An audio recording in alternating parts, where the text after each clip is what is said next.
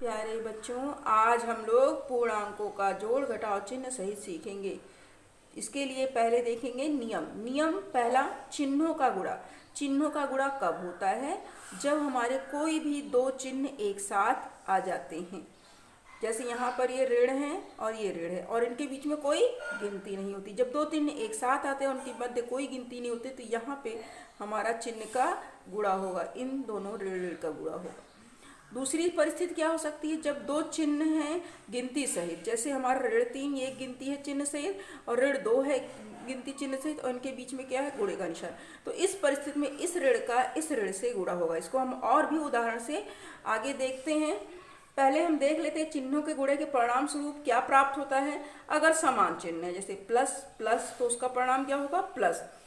ऋण ऋण, समान चिन्हों के गुणे पे परिणाम हमेशा धन होता है।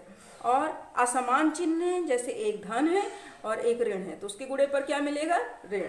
ऋण और धन के गुणे पर ऋण, यानी एक जैसे चिन्ह है तो उनके गुणे पर हमको धन मिलता है और अलग अलग चिन्हों के गुणों पर हमको ऋण मिलता है। इसके बाद हम एक और नियम जान लेते हैं कि यदि दो संख्याएं हैं जिनमें समान चिन्ह है तो वो जुड़ेंगी, और यदि दो संख्याएं हैं जिनमें असमान चिन्ह है तो वो घटाई जाएंगी। जैसे हम यहाँ पर कुछ सवाल लेते हैं और उसे समझने की कोशिश करते हैं। लिखा है ऋण 4 ऋण ऋण 5। यहाँ पर हमने लिखा ऋण 4, आगे उतार लिया। अब यहाँ पर हमने बताया था अगर दो चिन्ह एक साथ आते हैं, जैसे ऋण यहाँ पे हमारा एक साथ है, तो ये क्या हो जाएगा? धन 5। अब एक गिनती ऋण 4 है और एक गिनती धन 5 है।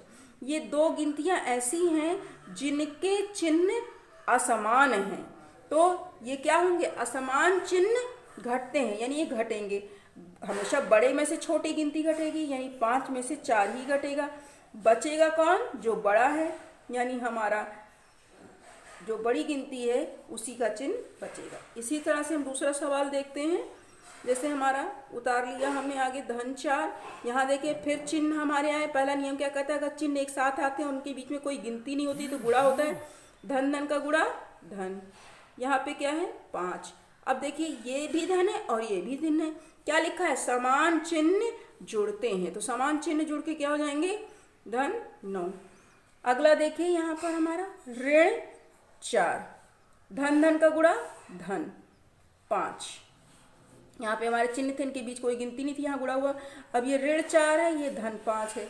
यहाँ क्या कहते हैं? असमान चिन्ह घटते हैं, तो यानी ये चिन्ह हमारे अलग अलग हैं इन गिनतियों के, तो ये घटेंगे, तो बड़ी गिनती ही बचेगी, यानी धन वाला।